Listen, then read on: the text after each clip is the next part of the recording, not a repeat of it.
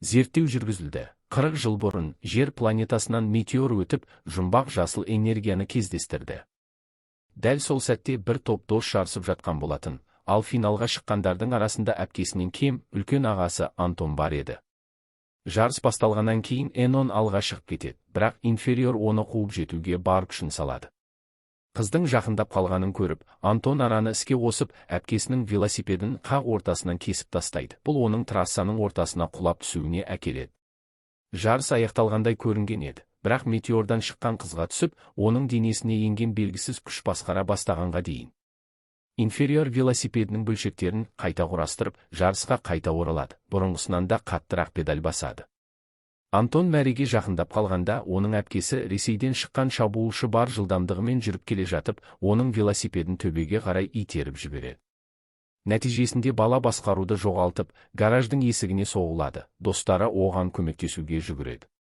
Алайда инфериор метеордың күшінің арқасында күшейіп кеткенін көрсетіп, бұдан былай ағасы оның бұйрығына бағынуы керек екенін айтады.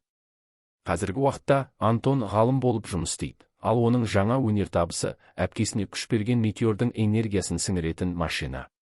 Оның есептеулері бойынша метеор жерді әр 50 жыл сайын кесіп өтеді, және бәрі ойдағыдай болса, ол ақыры инфериордан кек ала алады. Әңгіме оның туралы болып жатқанда, оның әпкесі өзінің кім екенін жасыру үшін технологиялық костюм киген, және өз күштерін қылмыс жасау үшін пайдаланатын суперқаскөйге айналған. Бірақ Джеймс мұның бәрі метеор планетаға жақындаған сайын аяқталуға жақын деп сенеді. Осы уақытта Уилл есімді бала інісі Чарлидің дүниеге келуін асыға күтеді. Ол күтіп жүргенде өзінің өмірін видеоға түсіріп, жазушы анасын, полицей әкесін және үлкен әпкесін көрсетеді. Сонымен қатар, бала суперқаһарман комикстерінің жанкүйері және мектептегі өзінің күнделікті өмірі туралы айтады, онда оны 3 бұзақы қорлайды. Бақытымызға орай, әкесі оны әдетте осы жағдайларда құтқарады, және қала қылмыскерлерімен күресу үшін көп жұмыс істейді. Оның соңғы ісіне бетперде киген зұлым қатысты, бірақ полицей бар күшін салса да, оның кім екенін әлі анықтай алған жоқ. Ал ол кім екені белгілі. Инфериор келесі күні таңертең Чарлидің туған күні, бүкіл отбасы ауруханаға асығады. Қаланың басқа бөлігінде Антон мен оның командасы метеорды күтуде, және олар оның аспаннан өткенін көре салысымен, ғалым оның энергиясын сіңіру үшін машинаны іске қосуға тырысады. Алайда құрылғы жұмыс істемейді, және қандай да бір себеппен метеор бағытын өзгертіп, Уиллдің үйінің терезесінің алдынан өтеді. Дәл сол сәтте Уилл мен оның отбасы Чарлидің келуін тойлап, оны бесігіне жатқызады, бірақ нәрестенің метеордың энергиясын жұтып қойғанын түсінбейді. Зертханаға қайта оралған Антон өзінің өнертабысының сәтсіздігіне ашуланады, және енді ол тағы да 50 жыл күтуге мәжбүр болады. Алайда оның басқа идеясы бар, және ол машинасын инфериордың энергиясын сіңіріп, жаңа суперқаскөйге айналу үшін өзгертуге шешім қабылдайды. Келесі күні Уилл әкесінің оны мектептен алып кетуін күтеді, бірақ бірнеше сағат өтеді, бірақ әкесінен хабар жоқ. Сондықтан бала үйге жаяу қайтуға мәжбүр болады. Жолда ол көше ортасында оны ұрып соққан 3 бұзақыға жолығады. Үйге келгенде Уиллдің көзі көгеріп кеткен, және әкесінің неге кешіккенін сұрайды, бірақ бәрі Чарлиге қараумен әлек. Оның үстіне, өз бөлмесіне барғанда Уилл заттарының әкесінің ескі кабинетіне апарылғанын, ал оның бөлмесі енді інісіне тиесілі екенін біледі.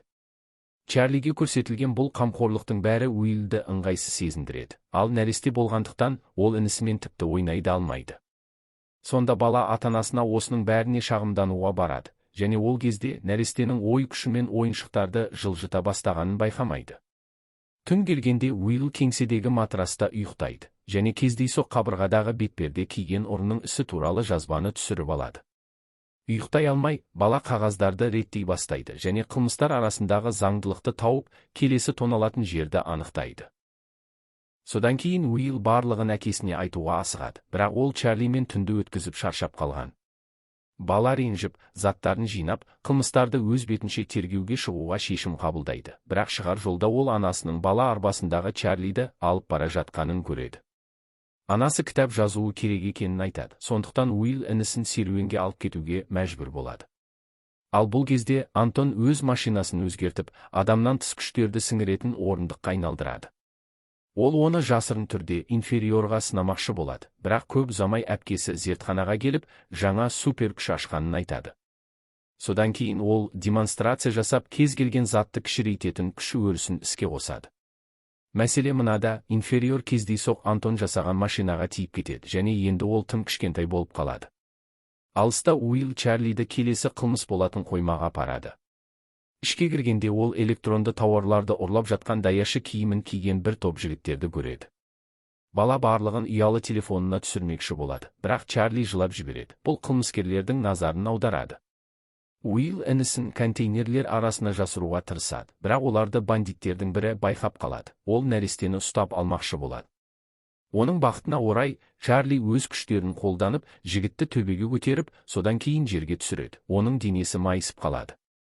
Оның серіктері баламен не болғанын көруге келеді. Сол кезде нәресте тағы да супер күштер оятады. Оның денесінен жарық шығып, магнетизмді қолданып, жаман жігіттердің пулеметтерін тартып алады. Содан кейін басқа ұры пайда болып, нәрестені алуға тырысады, бірақ ол қарсылық көрсетіп, оның бетіне қатырғыш жарылыс жібереді. Ол қашып кетпекші болады. Сол кезде топтың соңғы мүшесі супер күшті нәрестені көріп, оған вилочный тиегішпен ұмтылады. Тағы да Чарли жігіттен оңай құтылады. Тиегішті лақтырып жібереді және барлық ұрыларды жолдарына қайтарады. Қақтығыс аяқталғанда Уилл інісінің қалайда бір жолмен супер қаһарманға айналғанына таң қалады. Алыста Антон әлі де жоспарының сәтсіздігіне ашуланып отыр. Сол кезде оның зертханасына инфериор мен оның шабармандары келеді. Оларға нәрестедей болып көрінген супер күшті жандық шабуыл жасағанын айтады. Мұны естіген ғалым метеор энергиясының жаңа туған нәрестеге түскенін түсініп, оны дәлелдеу үшін ауруханаға барады. Бұл кезде Уилл інісін үйге қайтарып келе жатып, нәрестенің сөйлей алатынын түсінеді. Ата-анасы оның күштері туралы біліп қоймау үшін бала Чарлиді бөлмесіне апаруға асығады. Онда Уилл комикстер туралы білімін пайдаланып, Чарлиге супер қаһарман болу деген не және оны құпия сақтау керектігін түсіндіреді. Басында Уилл інісінің күштерін тізімдегісі келеді, бірақ ол үлгермейді, себебі нәресте бесігінде ұйықтап қалады.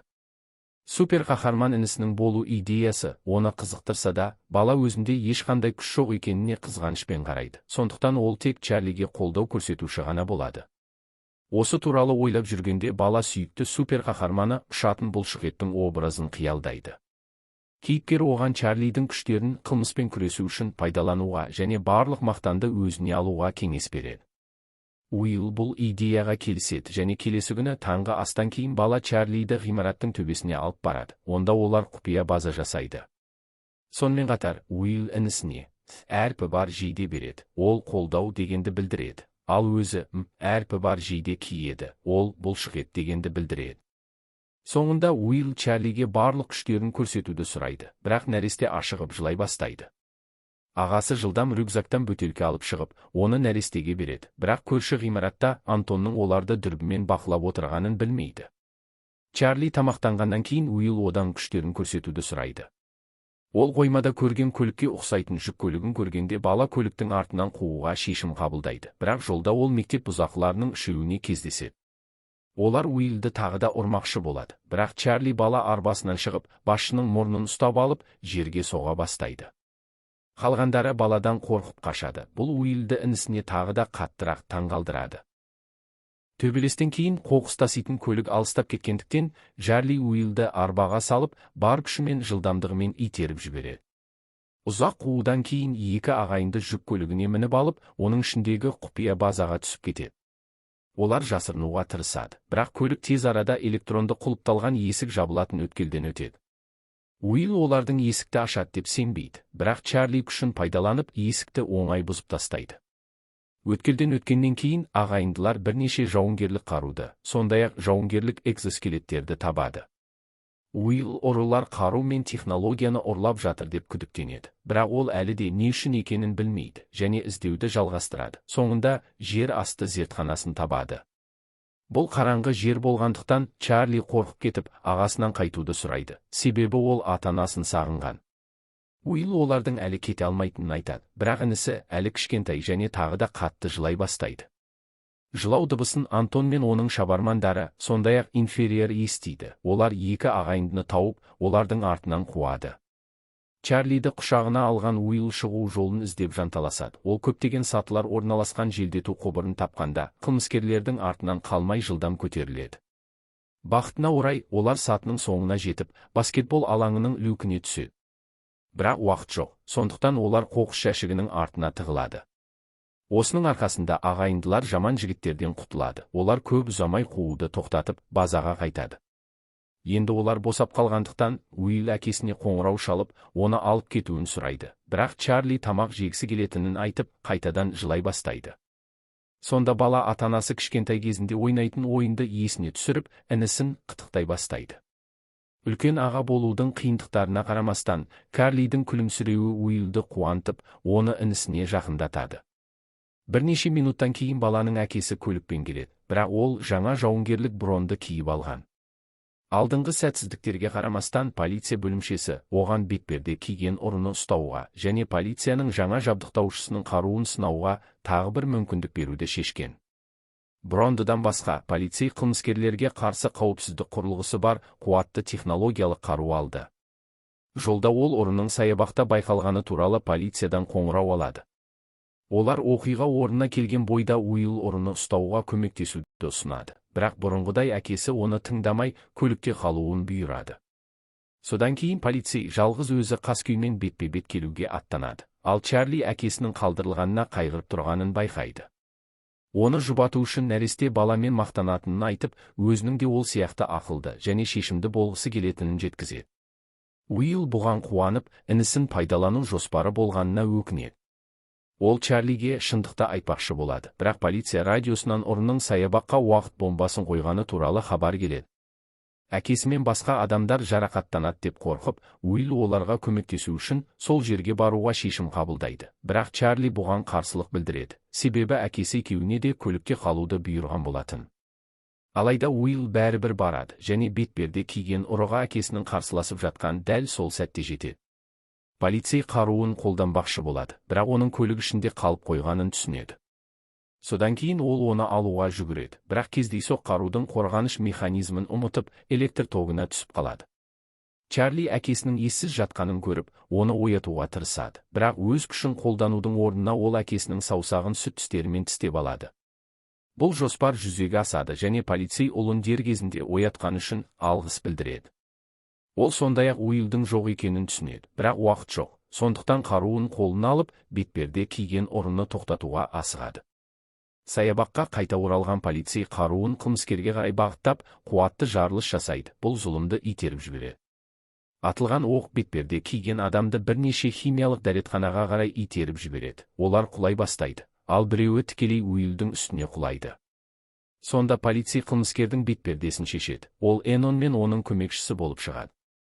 Енді ұсталғандықтан, қалғаны бомбаны зарарсыздандыру. Оның жарылуына 20 секундтан аз уақыт қалғанда полицей таймерді тоқтатып, бүкіл қаланы құтқарады. Оның батырлығы жаңалықтарға шығып, полицей Чарлиге шешуші сәтте оятқаны үшін алғыс айтады.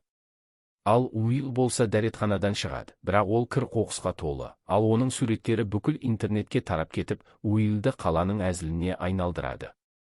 Антон зертханасында ғалым саябақтағы бомба туралы оқып, бұл бәрі инфериордың ойлап тапқанын анықтайды. Ол Энонның бетперде киген ұрының рөлін сомдап, полиция қате қылмыскерді ұстайды деп айтқан, ал өзі ақырғы қаскөйлігін дайындап жатқан. Бірақ бұған қарамастан, Антон Уиллдің суреттерін көргенде инфериордың жоспарларын бұзуға мүмкіндік табады. Бір күні таңертең ғалым баланы мектептен үйіне дейін аңдып барып, оған әзіл болуды тоқтатып, қаһарман болуға көмектесе алатынын айтады. Оған өз мекен-жайы жазылған карточканы ұсынады. Уилл бұл жігітке көп көңіл бөлмейді және үйге келгенде отбасының әкесінің бетперде киген ұрыны ұстағаны үшін көтерілуін тойлап жатқанын көреді.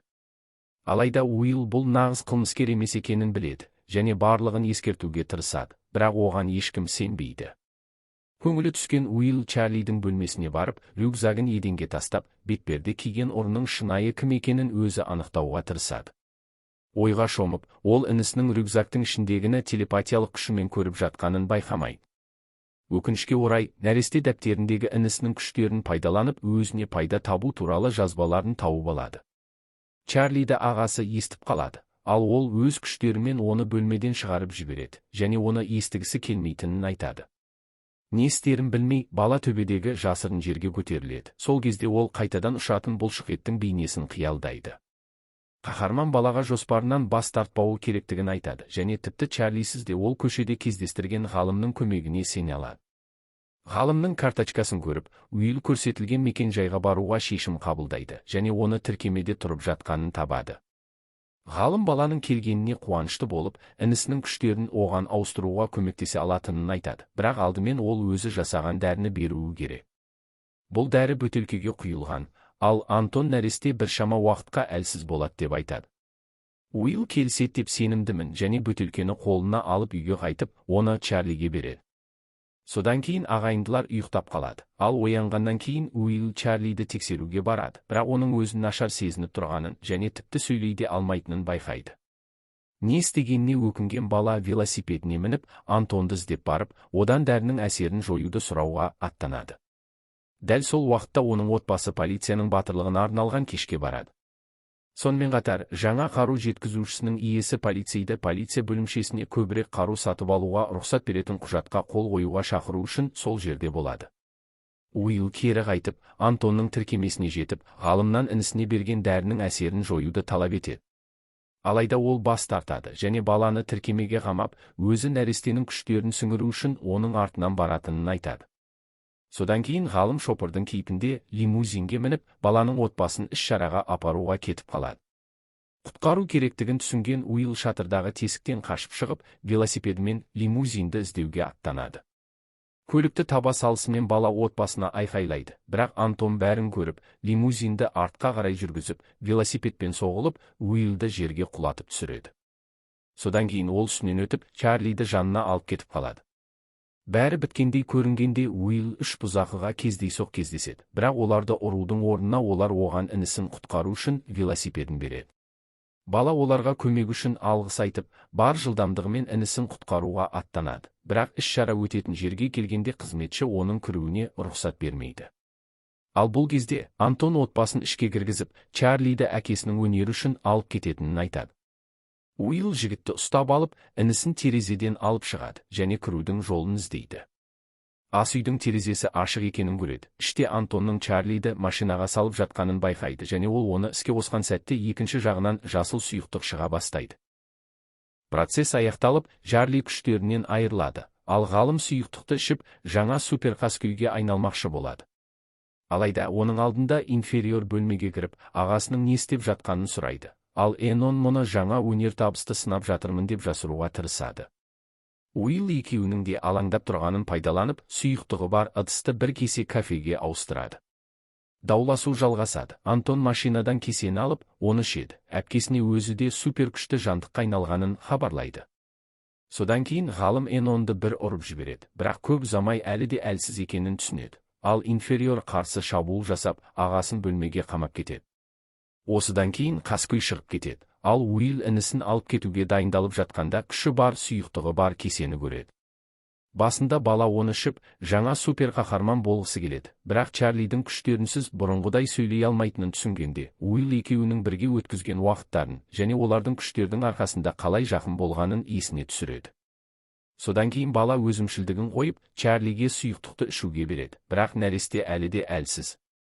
Іс-шара жақында басталатынын және көп ұзамай әкесінің қару сатып алуға рұқсат беретін құжатқа қол қоятынын естігенде жағдай одан сайын нашарлайды. Бұл тағы да бетперде киген ұрының жоспары деп күдіктенген бала іс-шара өтетін жерге асығады да құжатты жыртып тастаумен қорқытады. Әкесі Уиллдің неге бұлай істеп жатқанын сұрайды, ал бала бүкіл іс-шараның шынайы бетперде киген ұры ойлап тапқан алдау екенін айтады. Содан кейін полицей одан ол кім екенін сұрайды, ал барлығының таңғалуына орай Уилл қару жабдықтаушысының иесін көрсетеді. Күткендей барлығы бұған күледі және балаға қайтадан мазақ болады. Уилл қайтадан қорланғанын сезеді, бірақ әйелдің белдігінің қапсырмасында жасырылған түймені көреді де, оны басу арқылы инфериордың технологиялық костюмінің механизмін іске қосып, оның кім екенін ашып береді.